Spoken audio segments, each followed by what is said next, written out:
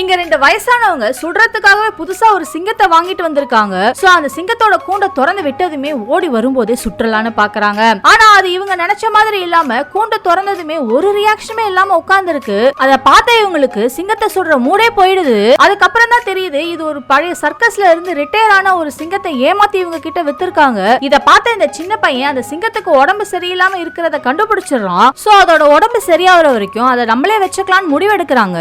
இப்படியே போயிட்டு இருக்க ஒரு நாள் இவங்க வெளியே போயிருக்க நேரமா பார்த்து வீட்டுக்கு சொந்தக்காரங்க எல்லாம் வந்துடுறாங்க. அதுல 2 வாலு பசங்க கைய கால வச்சுட்டு சும்மா இல்லாம இந்த கூண்டை உடைச்சு உள்ள என்ன இருக்குன்னு பாக்குறானுங்க. உள்ள இது கத்துற சத்தம் கேட்டதுமே அலறி அடிச்சு ஓடிடுறானுங்க. இப்ப இவனுங்க உடைச்சு வச்ச கேப் வழியா பக்கத்துல இருக்க ஒரு சோளக்காட்டை இது பார்த்ததுமே அந்த சிங்கத்துக்கு பழைய ஞாபகம் எல்லாம் வந்துருது. சோ அந்த கேப் வழியா சோளக்காட்டுக்குள்ள ஓடி போயிடுது. அது தெரியாம வீட்டுக்கு வந்து பார்த்த இவனுக்கு கூண்டு காலியா இருக்கிறத பார்த்ததுமே இவன் ஷாக் ஆயிடுறான். அப்ப அந்த சோளக்காட்டுக்குள்ள சத்தம் கேட்கறத பார்த்ததுமே உள்ள போய் பாக்குறான். அது இவனை பார்த்ததுமே இவன் கூட விளையாட ஆரம்பிச்சிடுது. ஆனா அத தூரத்துல இருந்து பாக்குறவங்களுக்கு இந்த பையனை கடிக்க போதோன்னு தப்பா நினைச்சு சுற்றலான்னு பக்கத்துல வந்து பாக்குறாங்க. பார்த்தா இவன் அது கூட ஜாலியா விளையாடிட்டு இருக்கான். சோ இதால இவங்களுக்கு எந்த ஒரு ஆபத்து இல்லைன்னு தெரிஞ்சதுமே அந்த சிங்கம் இவங்க ஃபேமிலியில ஒரு ஆளாவே மாறிடுது.